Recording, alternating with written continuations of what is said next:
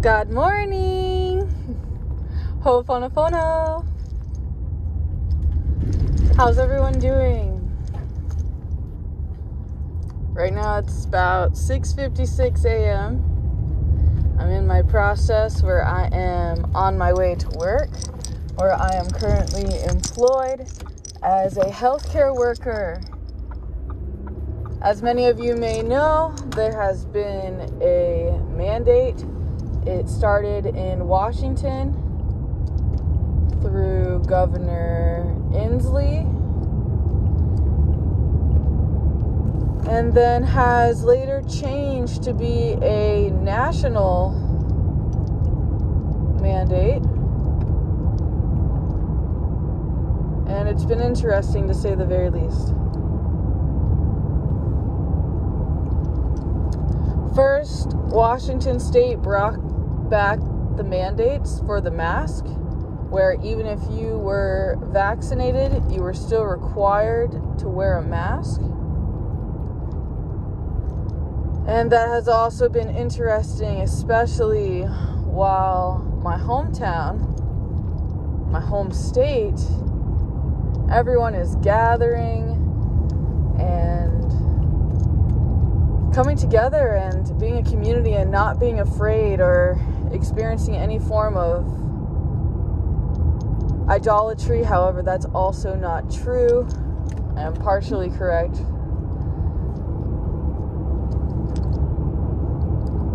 There's many other things I am longing to share with you. However, again, with everything going on, there is a lot of, one could say, propaganda and also censorship. Therefore, there's not really a lot of freedom to be completely transparent. However, those that know me, they know. Now, there's something else I've been wanting to talk to you about. There's this book. I am encouraging all of you to get your hands on this book, and the book is actually $800 for a physical copy, and some copies are even more expensive.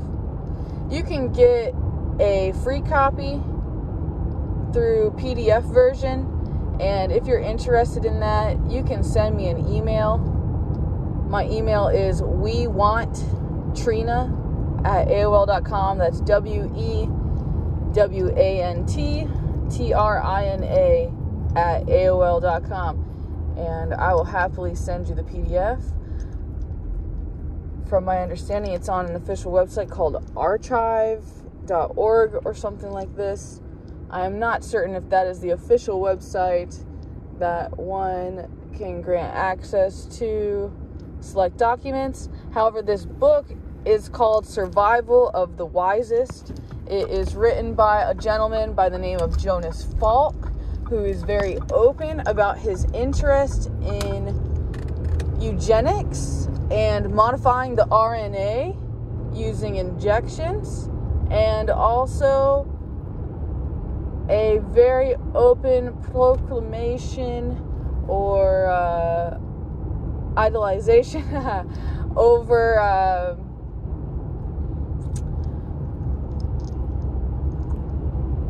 I'm looking for the appropriate word. It's kind of like when people are imagining separation and creating like a word where there's like a more elite type of humans. I am not fully aware of the exact word used in the book. However, it is openly proclaimed an interest in mass genocide in order to maintain population. Again, I am calling you to look into this book yourself and find the information yourself. Also, if you are available to go to your local colleges, a lot of local colleges have this book still in their reference section, so get your hands on this book and read it at the college. You do not have to be a student of the college to have access to their library. I have already discovered that information.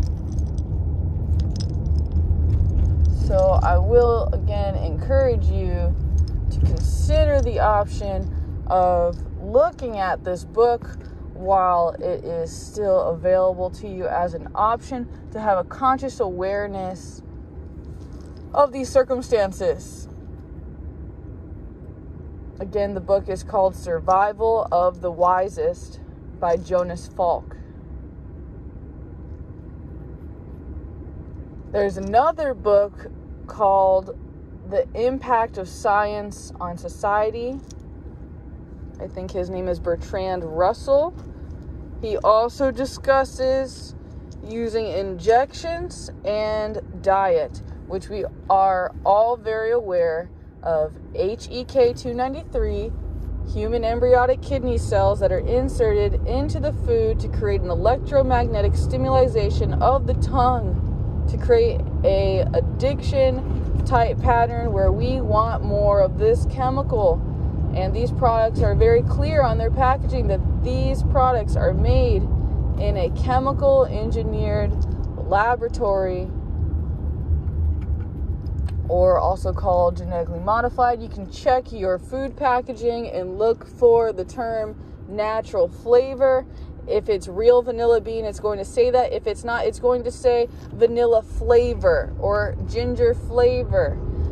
The best way for me to describe this idea to you is if anyone's ever been to one of those fast food restaurants where they have like the giant soda machine, and it has all these different options of getting like these major corporations like brand name sodas, and then like being able to change all the different flavors, like if they have a vanilla version or orange or yellow or green, you know, different flavors of the same brand of soda. It's kind of like that. It has all these different flavors, and a company you can look into is called Senomax, Senomyx, Senomax. They're very open about what they have chosen to do with their beautiful, what would you call that? It's not eugenics. I don't think it counts as eugenics. Cell modification, or again chemical engineering. I'm not sure. All I know is it's interesting, and it would be intelligent to consider that what we put in our body we become. The old teaching was you are what you eat.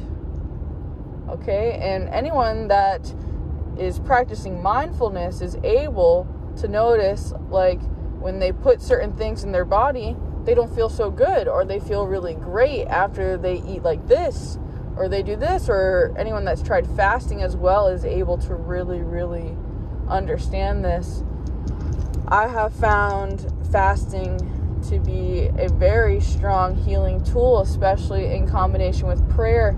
I will take a break from constantly consuming to only drinking quality water. And for me, I love to drink distilled water, and sometimes I like to alter my water and add things like cucumbers or lemons, anything that is testing positive when doing kinesiology or muscle testing for my body to see what makes my body happy. And my body has a tendency to be very honest with me. I do have to go. I have a ride to my location. I love you very much, and there's nothing you can do about it.